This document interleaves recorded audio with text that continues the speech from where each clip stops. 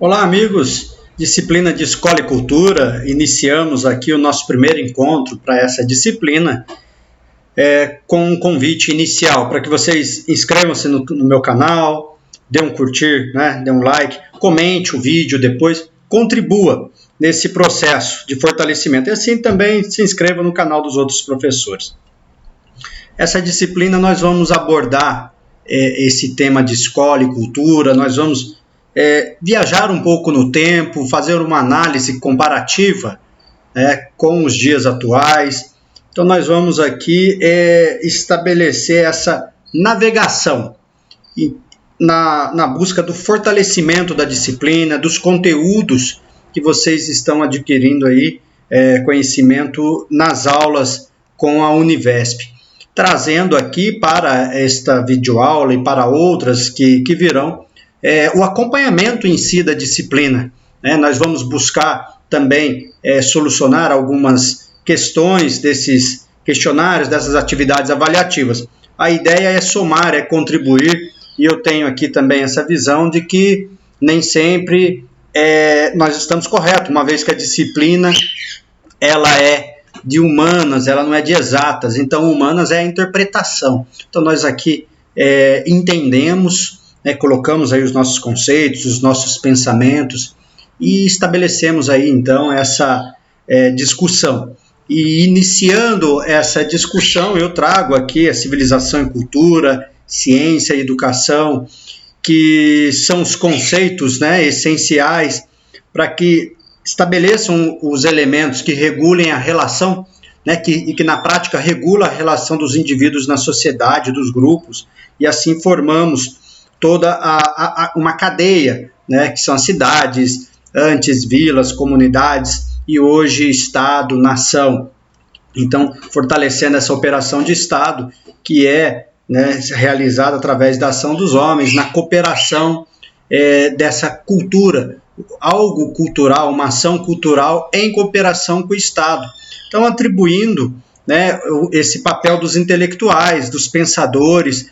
toda essa visão histórica, cultural, filosófica, que vem para trazer a formação dessa atividade educativa. E então, nós temos aí que Fernando Azevedo traz para nós no livro da Cultura Brasileira algumas palavras que diz que a alma, a mentalidade coletiva, ela é capaz de exprimir o que há de comum entre as regiões extremamente diferenciadas, nesse contexto por uma unidade fundamental, que é da formação de um povo que foi historicamente impregnado pelo catolicismo, muito forte também com a influência portuguesa, trazendo para nós uma interpenetração dos elementos indígena e africano, falando aqui das tradições culturais da nossa terra Brasilis, como assim costumamos brincar, e costuma ser. Então, esse termo da cultura brasileira, ele sempre foi tratado de uma forma muito singular, é um elemento que não considera as diferenças, mas sim é um elemento dificultador, que é um problema também aí a ser superado. E a cultura, ela de um modo geral, ela é vista como esse elemento que faz a ponte entre o universal e o nacional, como uma fonte aí de elaboração da consciência nacional. E a educação ela é definida como sendo o próprio veículo da cultura de civilização, trazendo essa consideração de um grau de civilização de um povo que vai ser medido pelo seu desenvolvimento cultural. À medida que os estágios avançam, é possível estabelecer essa relação que Azevedo traz para nós, que é o termo de civilização, a capacidade de um povo, que é em exercer o seu autocontrole sobre as suas emoções. E ele expressa para nós, trazendo esses caracteres fundamentais, que vai demonstrar aí os costumes, as tradições, o respeito à pessoa humana, a tolerância e a hospitalidade nas relações entre os cidadãos. Então, em face de um contexto do estrangeiro que vai atribuir, vai trazer um fortalecimento de uma forma integrada ao processo civilizador. Então, a cultura ela vai ser entendida nessa perspectiva intelectualista, ou seja, é uma análise de um conjunto de habilidades, de manifestações filosóficas, científicas, e aí eu trago esse pensamento de ser uma ciência humana e não a ciência exata. E isso agora fica claro para nós, e assim nós avançamos dentro desse processo do desenvolvimento civilizador, né, pensando nesses pressupostos aí iniciais do que nós discutimos até esse momento, bem básico ainda. É demonstrado na cultura brasileira essa construção de uma versão de uma história dentro de uma evolução cultural, que traz para nós essa marcha resoluta para uma política nacional de educação, que o Azevedo assim chamou, né, dando essa linha de raciocínio à cultura brasileira, que traz particularmente o enquadramento da memória, né, a partir aí dessa ordenação do nosso tempo histórico, que é preciso pensar na valorização do período colonial, em funções da ação cultural, né, unificadora exercida aí pelos padres jesuítas, né, pelos jesuítas de um modo geral, pelos padres capelães, que buscaram apresentar os seus conceitos, as suas filosofias, a sua linha cultural para estabelecer uma formação ao povo que aqui encontraram, que é um importante papel na conservação da cultura, né? E assim a gente tem que ver da cultura brasileira, num sentido europeu, dessa unidade num sentido nacional. Que o Azevedo ele reforça muito isso para nós, uma necessidade aí de recompor a formação da cultura brasileira. Então, inserindo a tradição da civilização ocidental, que é esse tipo, né, um tipo de mentalidade marcada pelo espírito literário e livresco, né, pela falta até de uma audácia construtiva e pela preocupação excessiva com essas fórmulas jurídicas que vêm perdurando ao longo do tempo. Mas é claro que tudo isso dá as mostras, né, traz as mostras para nós desta cultura, que possui uma tradição e, claro, que ainda se encontra em fase de formação. Então, nessa linha, o passado ele é descrito de uma série de ausências, ou seja, de organização, de iniciativa, de unidade, de coesão. Mas é claro que a maior de todas as ausências, reclamada aí na análise,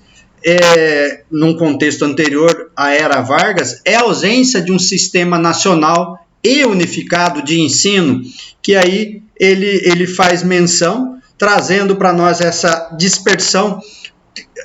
ocorrida, né, em outras instituições que surgem de forma isolada e que não chega a enquadrar, né, num sistema em si, sobretudo, né,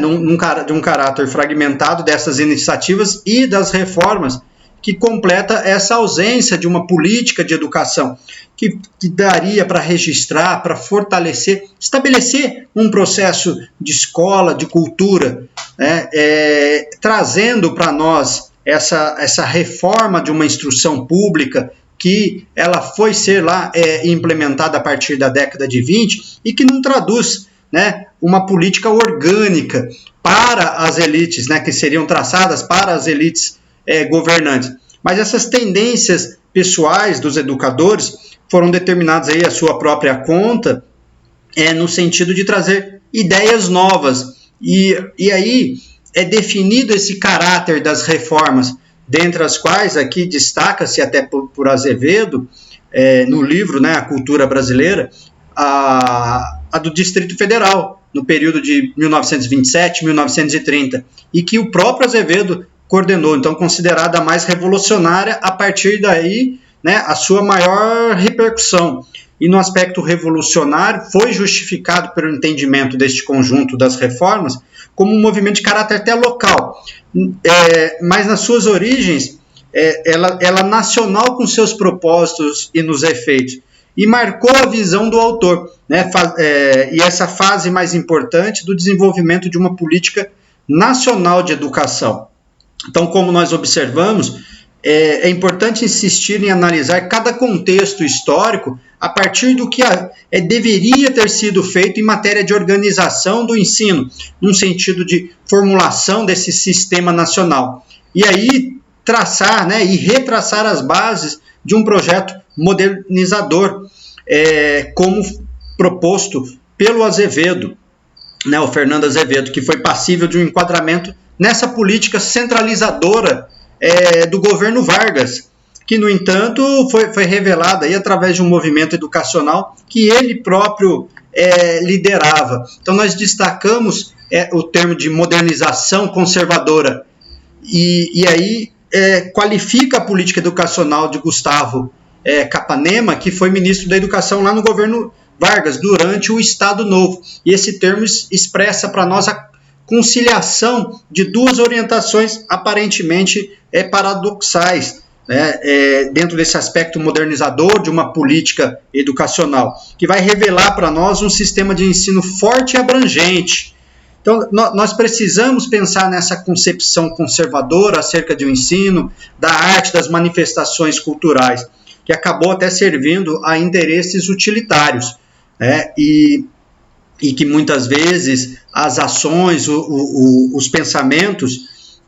ora de uma administração de ensino que se efetivou por meio de práticas conservadoras, elas foram embasadas numa centralização política e administrativa que não permitiam a organização de instituições educacionais e culturais livres e autônomas, ou seja, fora da tutela ministerial. Então era um processo que dá para classificar hoje como um processo nem tanto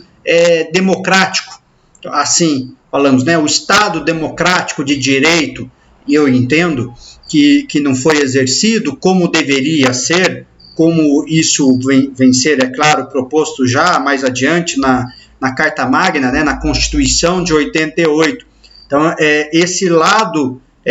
modernizador da política educacional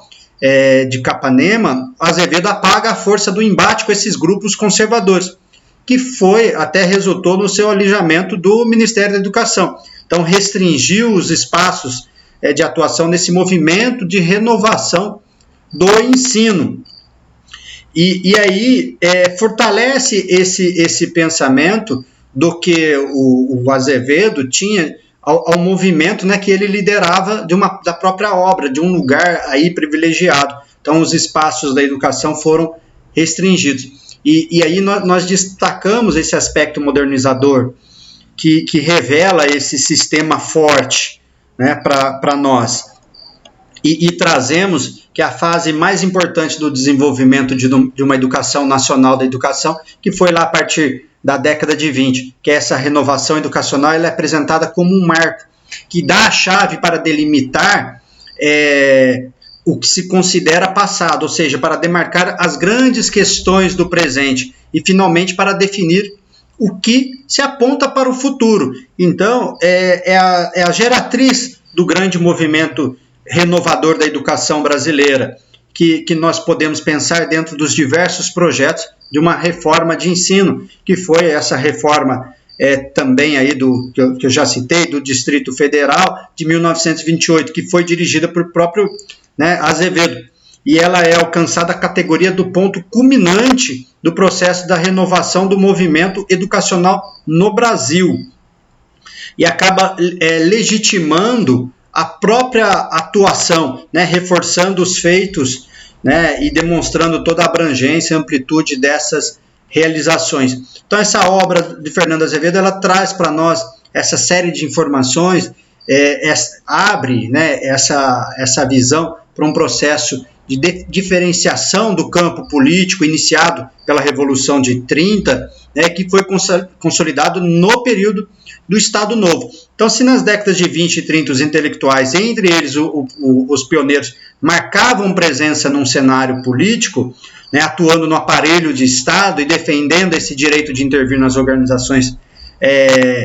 do país, daí a partir de 37, com a instauração do Estado Novo, se dá essa incorporação, que é a parte significativa da intelectualidade brasileira. Então, é o projeto de organização da cultura que foi promovida lá por esse novo regime. Então, é uma autorrepresentação de um grupo de vanguarda, né, que foi detentor dessa nacionalidade e que traz o discurso Estado novista visivelmente, que absorveu esta autorrepresentação, em nome da qual buscou essa cooperação da elite intelectual por meio